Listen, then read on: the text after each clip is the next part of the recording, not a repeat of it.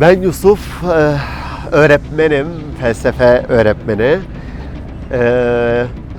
Engel yani her ne kadar aktivist yani aktivizmin içini dolduramazsam da yeterli düzeyde engelli hakları aktivisti diye tanımlıyorum kendimi. My name is Blaze Bryant. I have been blind my whole life, which is nearly 29 years.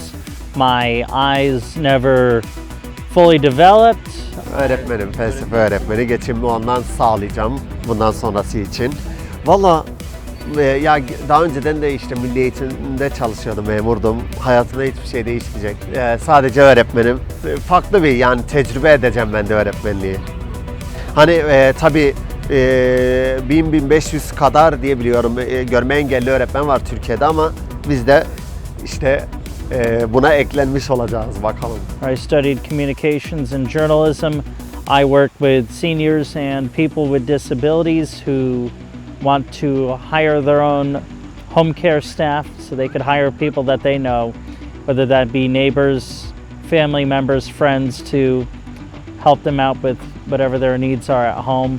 I also do a lot of podcasting. Radio's been a huge passion of mine since I was 10 years old. Ya görmemek bizim için bir deneyim değil öncelikle. Onu belirtmek gerekiyor. Görmemek bir gerçeklik yani nasıl söyleyeyim? Deneyim dediğimiz şey geçici bir şey. Yani her an içinde yaşadığım bir şey değil ya. Bir yerden sonra son bulan bir şey. Ama bu görmeme durumu, körlük durumu sürekli bir şey olduğu için yani görmemenin kendisi zor değil tabii ki. Ne yazık ki kolay da sayamayız. O şey yani öyle. One of the things that is certainly the most challenging about not being able to see is getting from point A to B. Having to rely on public transportation, whether that's using the bus or taking an Uber or Lyft or having to get a ride. You're asking people to do that versus people who are able to see and have their own means of transportation, being able to just get in a car and go wherever the heck you want to go when you want to go. Ben kendime sakat denilmesini tercih ediyorum çünkü sakatlık politik bir şey benim için yani bir tavırdır yani. Bugün sakatlık dediğimiz şey bir geçmişi olan, kazanımları olan hak yani hak mücadelesi yolunda sakatlık kimliğiyle birçok mücadele verilmiş. Yani bu yüzden kendime sakat ve kör denilmesini tercih ediyorum.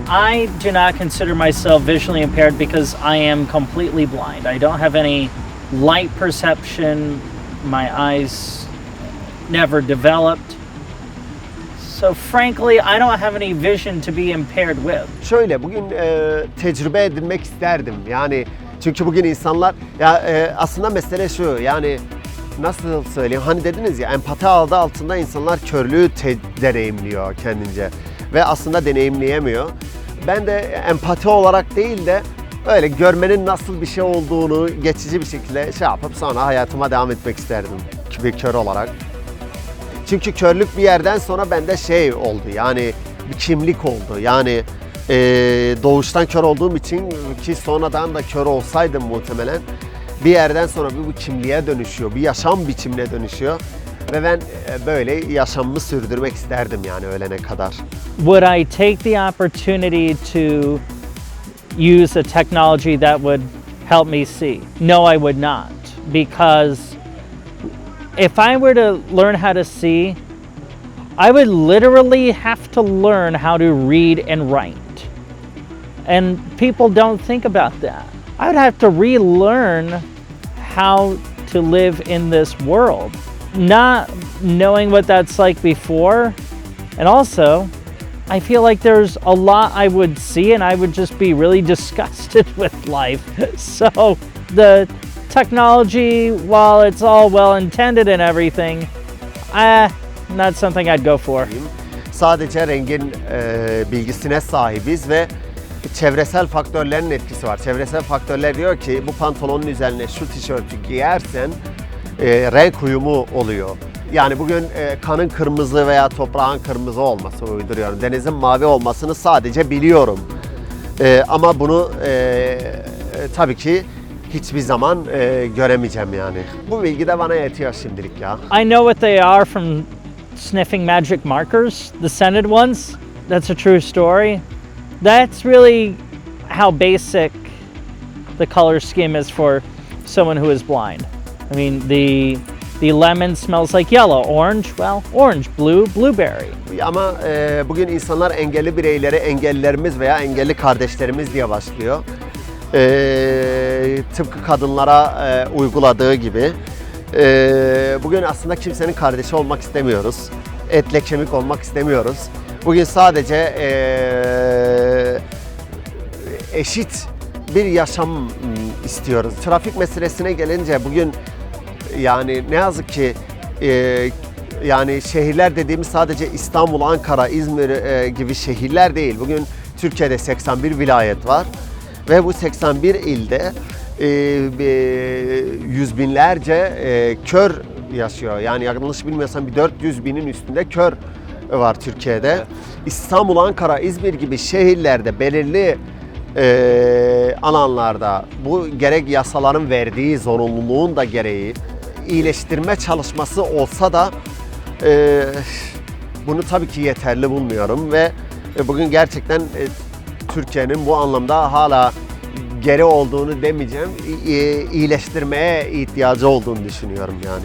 They are getting better because I think we as blind disabled advocates are doing much more and we're doing a much better job of leveraging the Americans with Disabilities Act, the ADA, which was landmark legislation for people with disabilities that was passed back in 1990.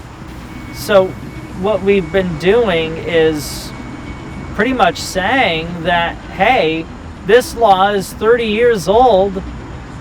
This is where it's not in compliance. You either figure this out because cars are getting quieter and people are more distracted because I think of all the technology that's in cars today, that you need to do something or else there's going to be a lawsuit on your hands. Ben yardım almayı tercih etmiyorum ama bugün yani sonuçta çalışamayan bir engelli kitlesi var, sakat kitlesi var ve bunlar da 3 ayda bir çok komik oranlarda maaş alabiliyorlar. Being blind, do I get any help from the city or government? I was getting more than what I am now, and that's because I'm working. The system is set up where once you're working, then you're kind of on your own, and that's fine. Valla ben Rüya'yı duyuyorum. Seninle nasıl konuşuyorsam o şekilde duyuyorum. Ya çok da savaş haberleri dinlediğim için beni rehin almışlardı. Öyle bir rüya görmüştüm. Duymuştum. Rüya aslında bizim sonuçta ya rüyanda görmek istiyorsan görüyorsun da aslında. Nasıl görmek istiyorsan görüyorsun. Kendi kafanda nasıl kurguluyorsan görme biçimine, görmenin kendisini. Yani bugün ben rüyamda duyuyorum ama görmek istediğimde de görüyormuş zannederim. Ama aslında hiç görmüyorumdur yani. Do I dream? Sure I dream. I tend to dream of the ocean a lot. Being on the ocean, laying out on the beach, preferably in Maine. That's my happy place, and in a time of global pandemic and a lot of uncertainty, dreaming of those certainties is quite nice. Valla erişilebilirliğin olmadığı bir yerde ve sağlanamadığı bir ortamda pozitif ayrımcılığın ne yazık ki olması gerektiğini düşünüyorum. Çünkü pozitif ayrımcılık olmasın diyebilmem için sen tam anlamıyla o yerde herkesin yani bugün o bireyin yani engelli bireyin kimsenin yardımına veya desteğine nasıl tanımlanıyorsa ihtiyaç duymadan gidebilmesi imkanını yaratabilmelisin. Ama sen bu imkanı ne yazık ki yaratamadığından en azından pozitif ayrımcılıkla birlikte şey yapabiliyor. Ya yani rahat bir şey var yani avantajlı tarafları var. I have far less of an issue if someone approaches and asks me, how can I help you? Or do you need help crossing the street? To me, those are perfectly valid questions because they live in a sighted world and they probably don't run into people who are blind a lot.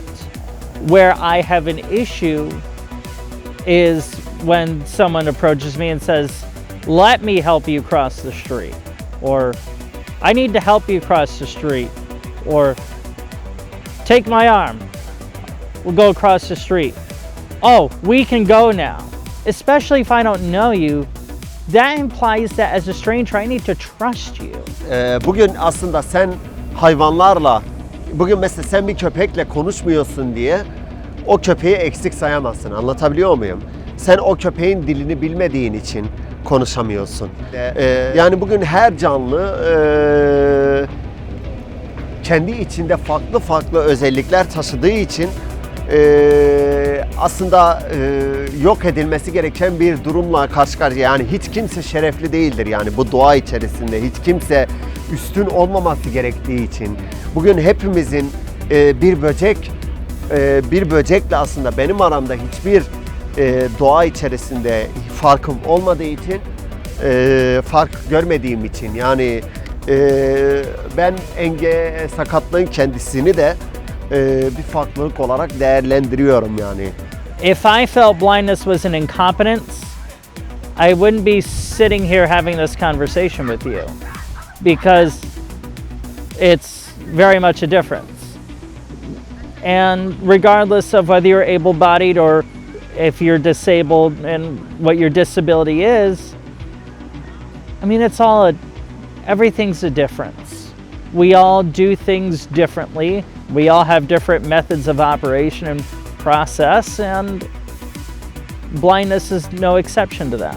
Edilecek. Bugün kadınlar öldürülmeye devam edildiği sürece bugün sakatlar sürekli okullarda, bankalarda veya çeşitli yerlerde ayrımcılığa uğradığı sürece rantın veya inşaat temelli bir yaşam yani inşaat üzerinden bir rant elde etme bir biçimi olduğu sürece yani tabii ki muhtemelen bu kavgamız sürecek diyelim yani.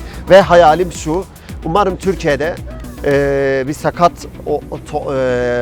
kolektif yani herkesin ortaklaşabileceği bir sakat hareketi olur. Bugün sakatlık politik bir şeydir yani sakatlık siyaset nasıl ki hani kadın cinayetleri politiktir diyorsak bugün aslında sakatlığa karşı yaklaşım da bir politik bir şeydir ve buna karşı